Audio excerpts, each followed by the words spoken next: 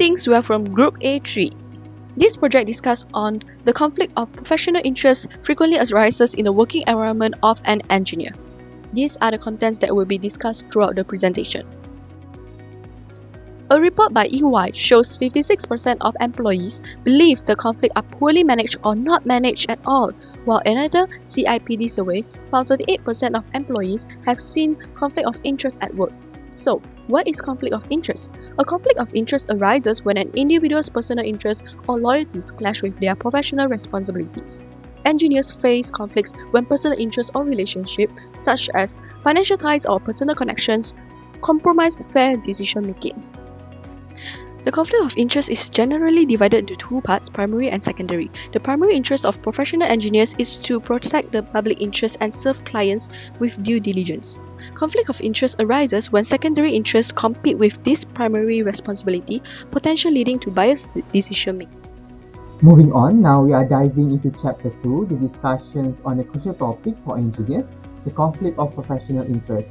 This is a common issue that can impact our commitment, the professional judgment, and also our intellectual integrity. Now let's explore the four main types of conflicts engineers face. The first one will be the commitment and task conflict, whereby when engineers juggle multiple projects or roles, it can lead to divided attention and reduced effectiveness.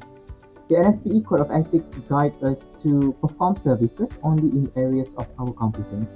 The second one would be the professional judgment conflicts, whereby decisions may be influenced by factors that don't align with the best technical or ethical solutions, so that the NSPE Code of Ethics reminds us to provide honest and objective advice based on professional expertise. Now the third one, the professional, intellectual and knowledge conflicts, whereby sometimes there's a gap between an engineer's knowledge and their task requirement, so that we must continue professional development throughout our careers as per the NSPE Code of Ethics. And last but not least, the financial conflicts, whereby by receiving feedbacks, bribes, or having a financial stake in a project can bias our professional judgment.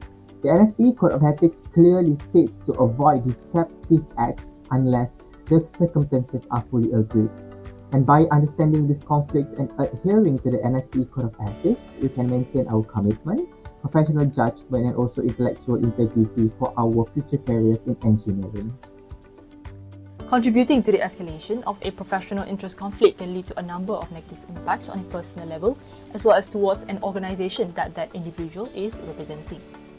Multiple cases in the history have showcased the importance to resolve every type of conflict with care to prevent damages towards the assets as well as reputation. One of the cases that show the impact of a professional interest conflict is the Challenger disaster from the year of 1986. The shuttle's explosion was caused by the malfunction of the O-rings in the solid fuel rocket boosters known as the SRB, and the professional judgment conflict was faced by Mohd and Fakhrul, which built the SRB, causing them to suggest to proceed with the launch of the space shuttle despite knowing the O-ring problems due to the attention that they have received from the public as well as from the political parties and the expectations that they had from the previously delayed launch schedule. On the other hand, a commitment and task conflict were also faced by Mohd and Fakhrul. They decided to play the management role who valued accomplishments instead of engineers who prioritize public safety. They reduced the diameters of the O-rings and said the erosions of the O-rings were no longer considered an anomaly to achieve the mission's success.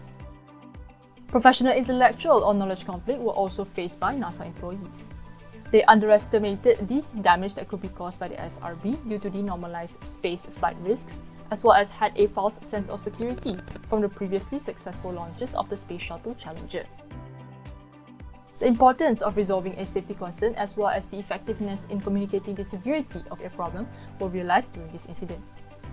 Third-party expert panels should also be hired to provide independent reviews on processes and decisions to prevent bias. Another case is the court case of ASME versus Hydro Level. Financial conflict was faced by McDonald and Miller, known as MM, from ASME, when they falsely declared that another player in the boilers industry, Hydro Level, were using a time delay feature that went against standards. MM gained a competitive edge against Hydro Level, and the court had found that MM had violated the antitrust laws to monopolize the marketplace. Engineering issues that came from this incident included the hindrance of overly strict regulations towards technological progress. Hence, transparency and fairness in certifications is needed, as well as regular discussions with stakeholders, manufacturers, regulators, and the public in order to gain their input and perspective were also found to be very significant. There are several ethical reasons that might cause conflict of interest in engineering practices.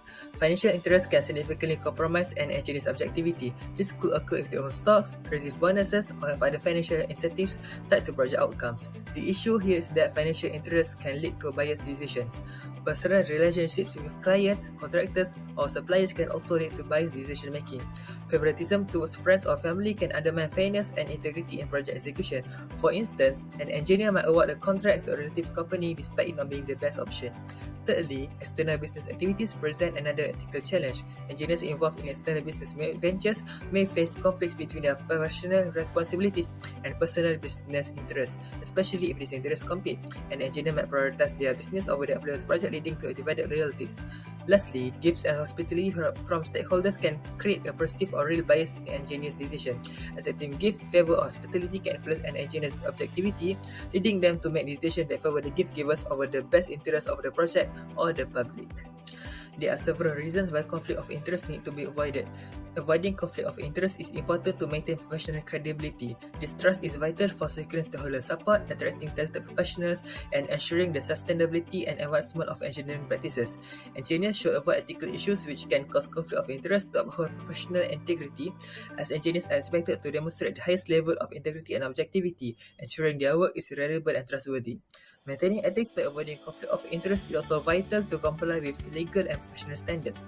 According to the ASME Society Policy Ethics, engineers shall act in professional matters for each employer or client as faithful agents or trustees and shall avoid conflicts of interest or the appearance of conflicts of interest. Hi, I'm Mohd Tze Jing, and in this chapter, I'm going to explain some recommendations to prevent conflict of interest.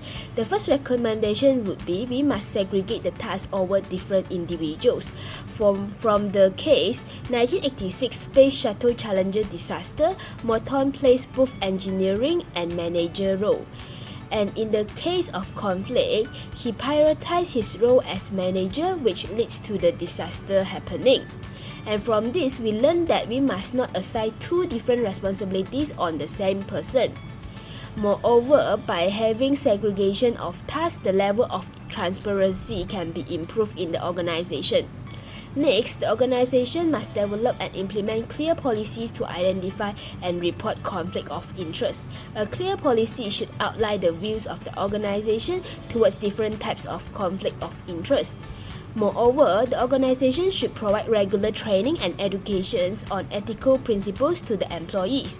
This is to create awareness on the importance of ethics among the employees. Besides, the organization should enforce conflict of interest disclosure to all the employees. This helps to identify potential conflict of interest, such as the employee owning a competitor company or the employee's family's member working in the competitor company. Not only that, it's advisable to employ third parties to audit engineering work to prevent bias. Last but not least, it's recommended to allocate sufficient resources such as technology and mentorship program to the young engineers. This will help the young engineers to learn faster and prevent them from compromising on making forced decisions on any engineering projects. All in all, these are all the recommendations to prevent conflict of interest. To sum up, addressing conflicts of interest is crucial for maintaining trust, credibility, and safety in engineering.